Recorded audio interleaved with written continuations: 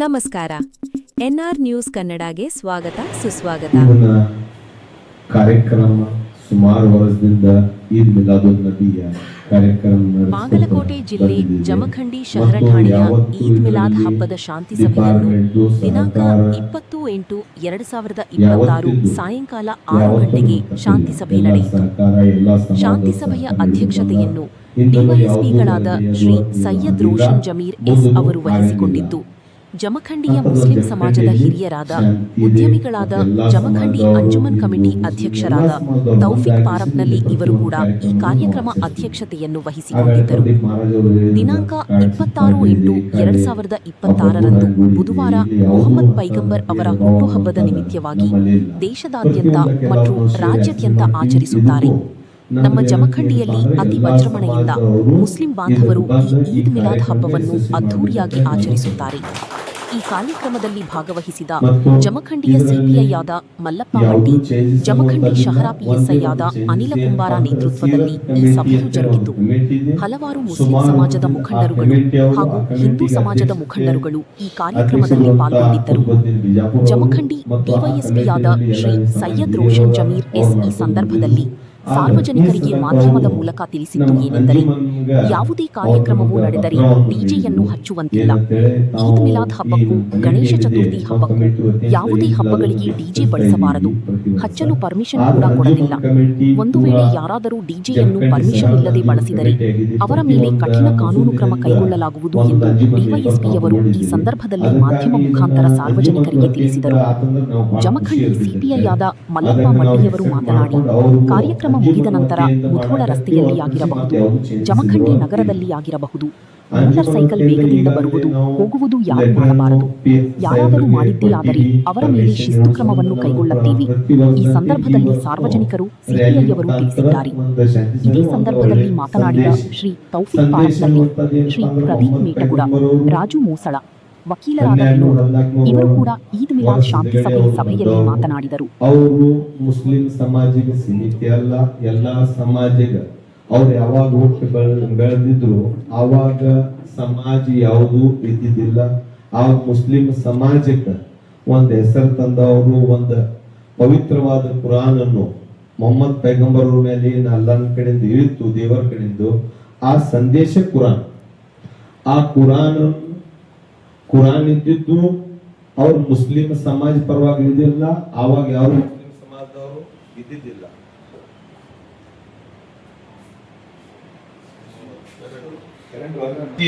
ಹೆಂಗಿರ್ಬೇಕು, ಹೆಂಗ್ ಜೀವನ ಮಾಡಬೇಕು ಅನ್ನುವಂತ ತೋರಿಸ್ಕೊಟ್ಟಾರ ಯಾರು? ಮೊಹಮ್ಮದ್ ಪೈಗಂಬರ್ ಅವರು. ಅವರು ಹುಟ್ಟಿದ ಟೈಮ್ನಲ್ಲಿ ಆವಾಗ ಹೆಣ್ಣು ಮಕ್ಕಳಿಗೆ ಜೀವಂತ, ಹೆಣ್ಣು ಮಕ್ಕಳ ಆತ್ಮ ಜೀವಂತ ಅವ್ರಗ ಇದನ್ನ ಮಾಡಿಬಿಡ್ತಿದ್ರು, ಮುಗಿತಿದ್ರು. ಅಂತದೊಂದು ಟೈಮ್ನಲ್ಲಿ ಮೊಹಮ್ಮದ್ ಪೈಗಂಬರ್ ಬಂದು ಇದನ್ನು ಮಾಡುವಂತದ್ದು ತಪ್ಪು, ಎಲ್ಲರಿಗೂ ಸಮಾಜದಲ್ಲಿ ಒಂದೇ ಇರಬೇಕು, ಯಾವುದು ಭೇದ ಭಾವ ಇರಬಾರದು, ಹೆಣ್ಣು ಮಕ್ಕಳಂದ್ರು ಅಷ್ಟೇ ಗಂಡು ಮಕ್ಕಳಂದ್ರು ಅಷ್ಟೇ ತೋರಿಸ್ಕೊಟ್ಟವ್ರು ಯಾರು ಅದಾರ ಅಂದ್ರೆ ಮೊಹಮ್ಮದ್ ಪೈಗಂಬರ್. ಆ ಉದ್ದೇಶಕ್ಕಾಗಿ ಮತ್ತು ಜಗತ್ತಿನಾಗ ಆಗ ಹೇಳಿದ್ರಲ್ಲ ಮಹಾರಾಜವರು, ಬಹಳಷ್ಟು ಲೋಕಪ್ರಿಯತ ಅವ್ರದ್ದಿದೆ. ಅದಕ್ಕೆ ಕಾರಣ ಏನಪ್ಪಾ ಅಂದ್ರೆ ಅವ್ರದ್ದು ಯಾವ್ದು ಫೋಟೋ ಇಲ್ಲ, ಏನೂ ಇರ್ಲಾರ್ದು ಅವ್ರದ್ದು ಲೋಕಪ್ರಿಯತೆ ಎಷ್ಟಿದೆ ಅಂದ್ರೆ ಅದಕ್ಕೆ ಕಾರಣ ಒಂದೇ. ನಮ್ಮ ಧರ್ಮದಲ್ಲಿ, ಇಸ್ಲಾಂ ಧರ್ಮದಲ್ಲಿ ನಾವು ಒಪ್ಪುವಂಥದ್ದು ಏನಂದ್ರ ಮೊಹಮ್ಮದ್ ಪೈಗಂಬರ್ ಅವ್ರ ನೇತೃತ್ವ ಸಂಬಂಧ ಜಗತ್ತು ದೇವರು ಹುಡ್ಸ್ಯಾನ ಅನ್ನುವಂಥದ್ದು ನಮ್ಮ ಇಸ್ಲಾಂ ಧರ್ಮ ಒಪ್ತೈತಿ. ಅದಕ್ಕೆ ನಾವು ಒಪ್ತೀವಿ. ಅಂಥದ್ದೊಂದು ಮಹಾನ್ ವ್ಯಕ್ತಿ ಇವತ್ತು ಅವ್ರದ್ದು ನಾವು ಹುಟ್ಟಿದ ದಿನಾಚರಣೆ ನಾವು ಆಚರಿಸಾಕತ್ತೀವಿ ಅಂದ್ರೆ ಒಂದು ಶಾಂತಿದಿಂದ ಆ ಶಾಂತಿ ಜಗತ್ತಿಗಿರ್ಲಿ ಅಂತೇಳಿ ಅವ್ರು ಬಂದವರು. ಅದು ನಾವು ಕಾರ್ಯಕ್ರಮ ಶಾಂತಿಯಾಗಿ ಮಾಡಬೇಕು, ಶಾಂತಿದಿಂದ ಹೋಗಬೇಕು, ಶಾಂತಿಯಿಂದ ಕಾರ್ಯಕ್ರಮ ನಡೆಸ್ಕೋಬೇಕು. ಅದೊಂದು ಜವಾಬ್ದಾರಿ ನಮ್ದು ಇರುತ್ತದೆ.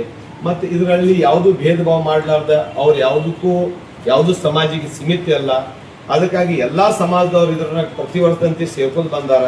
ಮತ್ತು ಸ್ವಾಮೀಜಿಯವರು ಬರ್ತಾರ, ಮುತ್ತಿನಗತ್ತಿ ಸ್ವಾಮೀಜಿಯವರು ಬರ್ತಾರ, ಆನಂದಿಯವರು ಬರ್ತಾರ, ಬಹಳಷ್ಟು ಜನ ಇದ್ರೊಳಗೆ ಪಾಲ್ಗೊಳ್ಳುತ್ತಾರ. ಮತ್ತು ಈ ಸಲ ಎಲ್ಲರೂ ಬರ್ಬೇಕು. ಮತ್ತು ಪ್ರದೀಪ್ ಮಹಾರಾಜ್ ತಾವು ತಮ್ಮ ಕಮಿಟಿ ಎಲ್ಲರೂ ಬರ್ಬೇಕು, ಎಲ್ಲಾ ಸಮಾಜದ ಅಧ್ಯಕ್ಷಗಳು ಬರ್ಬೇಕಂತೇಳಿ ನಾನು ವಿನಂತಿ ಮಾಡ್ಕೋತೀನಿ ಅಂಜುಮನ್ ವತಿಯಿಂದ. ಮತ್ತು ತಾವೇನೈತಿ ಪೊಲೀಸ್ ಡಿಪಾರ್ಟ್ಮೆಂಟ್ದವರು ಪ್ರತಿ ವರ್ಷ ನಮಗೆ ಸಹಕಾರ ನೀಡ್ಕೊತ ಬಂದಿರ್ತಾರೆ. ಈ ವರ್ಷ ತಾವು ನೀಡ್ತಿರ್ತಾರೆ ನಮಗೆ ವಿಶ್ವಾಸ ಇದೆ. ಮತ್ತು ರಾಜೀವ್ ಮಸ್ಲಿ ಅವರು ಹೇಳಿದ್ರು ಟ್ರಾಫಿಕ್ ಅದನ್ನ ಇದನ್ನ ಅಷ್ಟೇ ಅವರು ತಮ್ಮ ಅನಿಸಿಕೆಯನ್ನು ಹೇಳಿದಾರ. ಆ ಟ್ರಾಫಿಕ್ ಅದು ಏನಿರ್ತೈತಿ ಆ ಟೈಮ್ನಲ್ಲಿ ನಮ್ದು ಶಾಂತಿಯಿಂದ ಮಕ್ಕಳದು ಇರ್ತಾರೆ, ಎಲ್ಲರೂ ಇರ್ತಾರೆ, ಹೋಗ್ತಿರ್ತಾರೆ.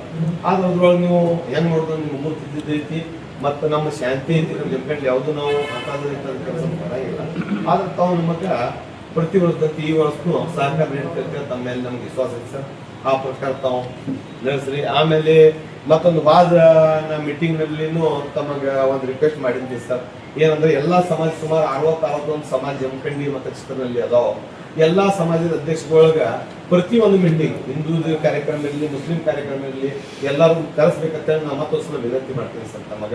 ತಾವು ಮತ್ತು ಜಮಖಂಡಿಯಲ್ಲಿ ಯಾವುದೂ ತರದ ಡಿವೈಎಸ್ಪಿ ಸಾಹೇಬ್ ಇರ್ಬೋದು, CPS ಸಾಹೇಬ್ ಇರ್ಬೋದು, PS ಸಾಹೇಬ್ ಇರ್ಬೋದು, ತಮ್ಮ ಪೊಲೀಸ್ ಡಿಪಾರ್ಟ್ಮೆಂಟ್ ಇರ್ಬೋದು, ಎಲ್ಲರೂ ಬಹಳ ಚಂದ ರೀತಿಯಿಂದ ಬಹಳ ಶಾಂತಿಯಿಂದ ಪ್ರತಿಯೊಂದು ಕಾರ್ಯಕ್ರಮಕ್ಕೂ ಸಹಕಾರ ಪಡ್ಕೊಂಡು ಬಂದಿರಿ ಸರ್. ಅದಕ್ಕೆ ತುಂಬಾ ಧನ್ಯವಾದ ಹೇಳ್ತೀನಿ ಸರ್. ಮತ್ತೆ ಅಂಜುಮನ್ ತಾವೇನು ಮೀಟಿಂಗ್ ಇತ್ತು ಕರೆಸಿರಿ ಸರ್ ಶಾಂತಿ ಸಭೆ ಸಂಬಂಧ ತಮಗ ಅಧ್ಯಕ್ಷರಿಗೆ ಹಾಗೂ ನಮ್ಮ ಪೊಲೀಸ್ ಡಿಪಾರ್ಟ್ಮೆಂಟ್ಗೆ ತುಂಬಾ ಧನ್ಯವಾದ ಹೇಳ್ತೀನಿ ಸರ್. ಮತ್ತು ನಮಗೆ ಕರೆಸಿ ಮಾತನಾಡಕ್ಕೆ ಅವಕಾಶ ಕೊಟ್ಟಿರಂತ ಜಮಖಂಡಿ ಸರ್ವ ಬಂಧುಗಳಿಗೆ ಮುಂದೆ ಬರ್ತಕ್ಕಂಥ ಈದ್ ಮಿಲಾದ್ ಮತ್ತು ಗೌರಿ ಗಣೇಶ ಹಬ್ಬ ಮಾಡ್ತಾ ಇವತ್ತಿನ ದಿನ ಈದ್ ಮಿಲಾದ್ ಹಬ್ಬದ ಪ್ರಯುಕ್ತ ಏನು ಶಾಂತಿ ಸಭೆಯನ್ನು ತಗೊಂಡು ಈ ಶಾಂತಿ ಸಭೆ ವೇದಿಕೆ ಮೇಲೆ DYSP ಸಾಹೇಬ್ರೆ, ಅಂಜುಮಾನ್ ಕಮಿಟಿ ಅಧ್ಯಕ್ಷರಾದ ವಕೀಲ್ ಪಾಟ್ನಾಳವರೇ, ಸಹ ಠಾಣೆ PSR ಅವರೇ, ಪ್ರದೀಪ್ ರವರೇ, ಅವರೇ, ಅವರಿವರೇನಲ್ಲದೆ ಈಗಲೇ ಸಾಕಷ್ಟು ಜನ ಮಾತಾಡಿದ್ರಿ. ಈ ಹಬ್ಬ ಯಾಕೆ ಆಚರಣೆ ಮಾಡ್ತಾರೆ, ಅದರ ಇತಿಹಾಸ ಏನು, ಯಾವ ರೀತಿ ಆಚರಣೆ ಮಾಡ್ಕೊಂಡು ಬಂದಿರಿ, ಯಾವ ರೀತಿ ಮುಂದೆ ಹೋಗ್ತಾ ಇದೆ ಅನ್ನೋದ್ರ ಬಗ್ಗೆ ಎಲ್ಲರೂ ಹೇಳಿದ್ದೀರಿ. ಕೆಲವೊಂದು ಅಷ್ಟೇ ಈ ಹಬ್ಬದ ಸಂದರ್ಭದಲ್ಲಿ ಯಾವುದೇ ವಿಶೇಷ ಕಾರ್ಯಕ್ರಮ ಇದ್ರೂ ಒಂದು ಮೆರವಣಿಗೆ ಇರ್ತೈತೆ. ತದನಂತರ ಈ ಮುದೋಳ್ ಹಿಲ್ಸ್ ಹತ್ರ ಹೋಗಿ ಮೇಲ್ಗಡೆ ಸ್ವಲ್ಪ ಊಟದ ವ್ಯವಸ್ಥೆ ಮಾಡಿರ್ತಾರೆ. ನಾಷ್ಟದ ವ್ಯವಸ್ಥೆ ಇರ್ತೈತೆ. ಅದು ಮುಗಿಸ್ಕೊಂಡು ಬಂದುಬಿಟ್ರೆ ನೆಕ್ಸ್ಟ್ ಅವ್ರ ಮನೆಗಳಲ್ಲಿ ಯಾವ ರೀತಿ ಹಬ್ಬ ಆಚರಣೆ ಮಾಡ್ಕೋಬೇಕು, ಏನಾದ್ರು ಮಾಡ್ಬೇಕು, ಅದು ಮುಂದಿನ ತಯಾರಿ ಅವರು ಇರ್ತೈತೆ. ಒಂದು ರಾಜೀವ್ ಮಸ್ಲಿ ಅವ್ರು ಹೇಳಿದಂಗೆ ಟ್ರಾಫಿಕ್ ಬಗ್ಗೆ, ಟ್ರಾಫಿಕ್ ನಾವು ಈ ಲೈನ್ ಅಂದರೆ ಏನು ಪ್ರೊಸೆಷನ್ ಎಷ್ಟು ಉದ್ದ ಆಗ್ತದೆ ಅಂದರೆ ಸುಮಾರು 4,000 to 5,000 ಜನ ಇರ್ತಾರೆ. ಸಾಕಷ್ಟು ಲೆಂತ್ ಆಗ್ತದೆ. ಟ್ರಾಫಿಕ್ ಬಗ್ಗೆ ತಾವು ಹೇಳಿದ್ರಿ. ಈ ಮಕ್ಕಳು ಏನಿರ್ತಾವೆ ಸ್ಕೂಲ್ ಮಕ್ಕಳು ಸಣ್ಣ ಮಕ್ಕಳ ತಗೊಂಡು ಬಂದಿರ್ತಾರೆ, ಅವ್ರು ಕರೆಕ್ಟಾಗಿ 7 ಲೈನಲ್ಲಿ ಹೋಗ್ತಾರೆ. ತದನಂತರ ಬರ್ತಕ್ಕಂಥ ಏನು ಯುವಕರದ್ದೀರಿ ಅವ್ರು ಮುಂದೆ ಹೋಗೋದೇ ಇಲ್ಲ. ನಮ್ಗೆ ಅಲ್ಲಿ ಸಮಸ್ಯೆ ಆಗ್ತದೆ ಟ್ರಾಫಿಕ್ ಮೇಂಟೈನ್ ಮಾಡೋದು.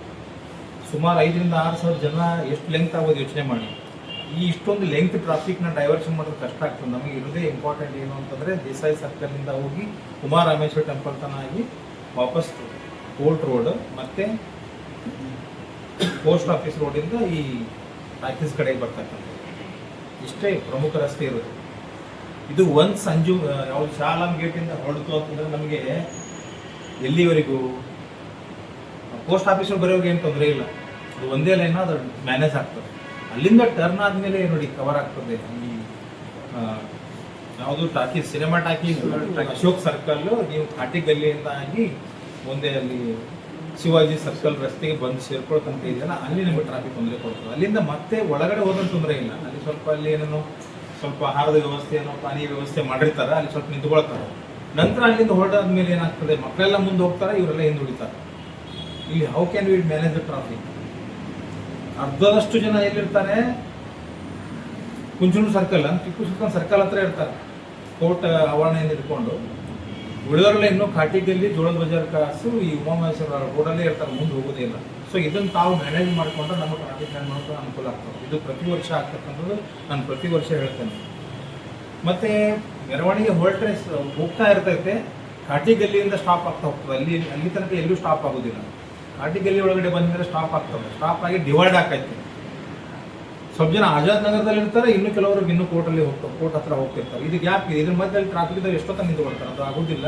ಸೊ ದಯವಿಟ್ಟು ತಾವು ಹಿರಿಯರಿದ್ದೀರಿ, ಅಂಜುಮನ್ ಕಮಿಟಿ ಅಧ್ಯಕ್ಷರಿದ್ದೀರಿ, ಏನು ಒಂದು ಲೈನ್ ಹೋಗ್ತಾ ಇರಲಿ. ಯಾಕೆ ನಾನು ಹೇಳ್ತೀನಿ ಅಂತಂದರೆ, ಅಷ್ಟು ದೂರ ಹೋಗಬೇಕು ಅಂದರೆ ಸುಮಾರು ಒಂದು 4 ಕಿಲೋಮೀಟರ್ ಆಗ್ಬೋದು ಅನ್ನಿಸ್ತಿತ್ತು ನೀವು. ಈ 4 ಕಿಲೋಮೀಟರ್ ನೀವು ಸಣ್ಣ ಮಕ್ಕಳು, ಅತ್ಯಂತ ಇನ್ನೂ ಸಣ್ಣ ಮಕ್ಕಳು ಇರ್ತಾರೆ, 1ನೇ ಕ್ಲಾಸ್ 2ನೇ ಕ್ಲಾಸ್ UKG ಮಕ್ಕಳು ಸಹಿತ ಇರ್ತಾರಲ್ಲ, ನಾನು ನೋಡಿದ್ದೀನಿ. ಆ ಸಣ್ಣ ಮಕ್ಕಳು ಹಸಿವಾಗ್ತದೆ, ಹಸಿದಿರ್ತಾರೆ, ಅವ್ರನ್ನ ಮುಂದೆ ತಗೊಂಡು ಹೋಗ್ಬೇಕು ಅನ್ನೋದು ಯಾರೂ ವಿಚಾರ ಮಾಡೋಂಗಿಲ್ಲ. ಸೊ ಅವರೆಲ್ಲರೂ ಒಟ್ಟಿಗೆ ತೆಗೆದುಕೊಂಡು ಹೋದರೆ ಟ್ರಾಫಿಕ್ ಅಂತ ತಗೊಂಡಾಗ ತಾವೆಲ್ಲ ಟ್ರಾಫಿಕ್ನ ಮ್ಯಾನೇಜ್ಮೆಂಟ್ ಮಾಡ್ತೀವಿ. ಯಾಕಂದರೆ ನಿಮ್ಮ ಪ್ರೊಸೆಷನ್ ಲೈನ್ಗೆ ಎರಡೂ ಬದಿಯಲ್ಲೂ ನಮ್ಮ ಪೊಲೀಸರು ಇರ್ತಾರೆ. ಮತ್ತು ಮುಂದೆ ಇದ್ದಂಥ ಟ್ರಾಫಿಕ್ನ ಡೈವರ್ಷನ್ ಮಾಡ್ತಿರ್ತಾರೆ. ಟ್ರಾಫಿಕ್ಗೆ ಅಂತ ಅವಶ್ಯಕತೆ ಇಲ್ಲ. ಅಲ್ಲಿ ಹೋಗಿ ರೀಚ್ ಆದಮೇಲೆ ಏನು ಒಂದು ಅದನ್ನು ನಾನು ಸಮಾಜದ ಮುಖಂಡರಲ್ಲಿ ಕೇಳ್ಕೊಳ್ಳೋದೇನಂತಂದ್ರೆ ಈ ಮೆರವಣಿಗೆ ಮುಗಿದ ನಂತರ ಪ್ರೊಸೆಷನ್ ಏನು ಹೋಗಿ ರೀಚ್ ಆಗ್ತದೆ ಅಲ್ಲಿಂದ ಕೆಲವೊಂದು ಯುವಕರ ಗುಂಪುಗಳು ಈ ಧ್ವಜ ಕಟ್ಟಿಕೊಂಡು ಸುಮ್ಮನೆ ರ್ಯಾಶ್ ಆಗಿ ಮೋಟರ್ ಸೈಕಲ್ನ ಓಡಿಸ್ತಾರೆ.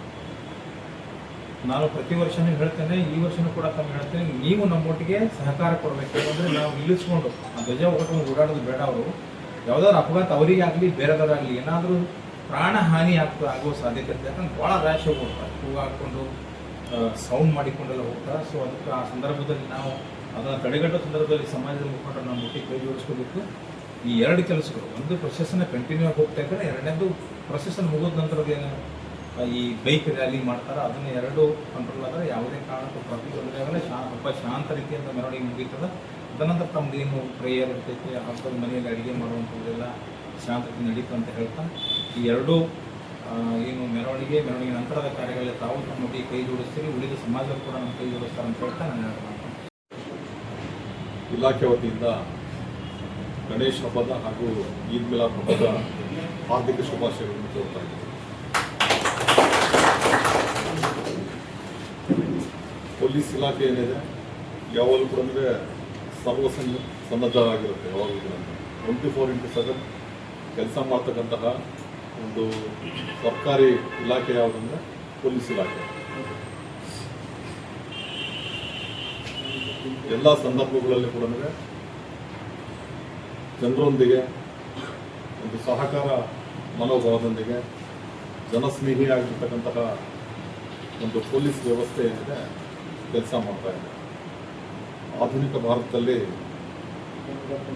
ಈ ಹಿಂದೆ ಬ್ರಿಟಿಷ್ ಕಾಲದ ಪೊಲೀಸ್ನು ನೋಡಿದ್ದೀವಿ, ತದನಂತರದ ಪೊಲೀಸ್ ವ್ಯವಸ್ಥೆಯನ್ನು ಕೂಡ ನಾವು ಕಂಡಿದ್ದೀವಿ.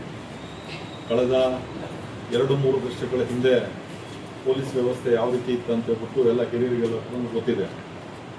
ಇತ್ತೀಚಿನ ಪೊಲೀಸ್ ಇಲಾಖೆ ಏನಿದೆ ಯಾವಾಗಲೂ ಕೂಡ ಅಂದರೆ ಜನಸ್ನೇಹಿ ಆಗಿರ್ತಕ್ಕಂತಹ ಪೊಲೀಸ್ ಇಲಾಖೆ. ಯಾವಾಗಲೂ ಕೂಡ ಅಂದರೆ ಸಾರ್ವಜನಿಕರೊಂದಿಗೆ ನಾವು ಯಾವಾಗಲೂ ಕೂಡ ಅಂದರೆ ಇನ್ವಾಲ್ವ್ ಆಗಿಬಿಟ್ಟು ಕೆಲಸ ಕಾರ್ಯಗಳನ್ನು ಪೂರೈಸ್ತಕ್ಕಂತಹ ಕೆಲಸ ಕಾರ್ಯಗಳನ್ನು ಮಾಡಿಕೊಂಡು ಬಂದಿದ್ದೀವಿ. ಇವತ್ತಿನ ದಿನ ಈದ್ ಮಿಲಾದ್ ಹಬ್ಬದ ನಿಮಿತ್ತ ಈ ಒಂದು ಶಾಂತಿ ಸಭೆಯನ್ನು ನಾವು ಕರೆದಿದ್ದೀವಿ. ಪುನಃ ನಾವು ಗಣೇಶ ಹಬ್ಬದ ನಿಮಿತ್ತ ಪುನಃ ಶಾಂತಿ ಸಭೆಯನ್ನು ಏರ್ಪಡಿಸ್ಬಿಟ್ಟು ಅತಿ ಹೆಚ್ಚಿನದಾಗಿ ಶಾಂತಿ ಸಭೆಯಲ್ಲಿ ತೌಫೀಕ್ ಅವರು ಹೇಳಿದ ರೀತಿಯಲ್ಲಿ ಹೆಚ್ಚಿನ ಸಂಖ್ಯೆಯಲ್ಲಿ ಎಲ್ಲರೂ ಕೂಡ ಕರೆಸಿ ಎಲ್ಲ ಸಮುದಾಯದ ಮುಖಂಡರೊಂದಿಗೆ ಚರ್ಚೆ ಮಾಡ್ತಕ್ಕಂತಹ ಕೆಲಸ ಕಾರ್ಯಗಳನ್ನು ಮಾಡ್ತೀವಿ. ಇದೇ ಸಂದರ್ಭದಲ್ಲಿ ನಗರ ಠಾಣೆಯ PSI ಅನಿಲ್ ಕುಮಾರ್ ಅವರಿಗೆ ಹೆಚ್ಚಿನ ಸಂಖ್ಯೆಯಲ್ಲಿ ಎಲ್ಲ ಸಮುದಾಯದ ಮುಖಂಡರುಗಳನ್ನ ಮುಂದಿನ ಸಭೆಗೆ ಕರೆಸಬೇಕು ಅಂತ ಹೇಳ್ಬಿಟ್ಟು ನಾನು ಸೂಚನೆ ನೀಡ್ತಾ ಇದ್ದೀನಿ. ನೆಕ್ಸ್ಟ್ ಮೀಟಿಂಗ್ ಎಲ್ಲರೂ ಕರೆಸಬೇಕು. ಈ ಒಂದು ಸಂದರ್ಭದಲ್ಲಿ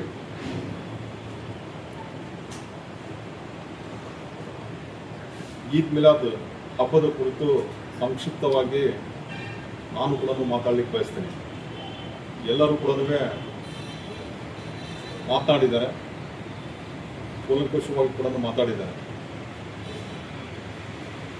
532ನೇ ಸಾಲಿನಲ್ಲಿ 571ರಲ್ಲಿ ಪ್ರವಾದಿ ಮೊಹಮ್ಮದ್ ಪೈಗಂಬರರ ಜನ್ಮ ಆಯಿತು.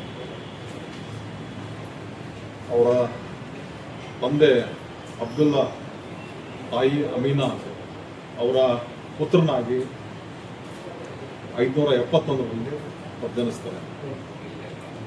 ಜನಿಸಿದ ನಂತರ ತಮ್ಮದೇ ಆಗಿರ್ತಕ್ಕಂತಹ ಒಂದು ಮಹತ್ ಕಾರ್ಯದಲ್ಲಿ ಅವರು ಪಾಲ್ಗೊಂಡು ಈ ಒಂದು ಪ್ರಪಂಚಕ್ಕೆ ಇಸ್ಲಾಂ ಧರ್ಮ ಏನಿದೆ ಉದಯ ಆಗಲಿಕ್ಕೆ ಕಾರಣರಾಗ್ತದೆ. ಅವರ ಒಂದು ಜೀವಿತ ಅವಧಿಯಲ್ಲಿ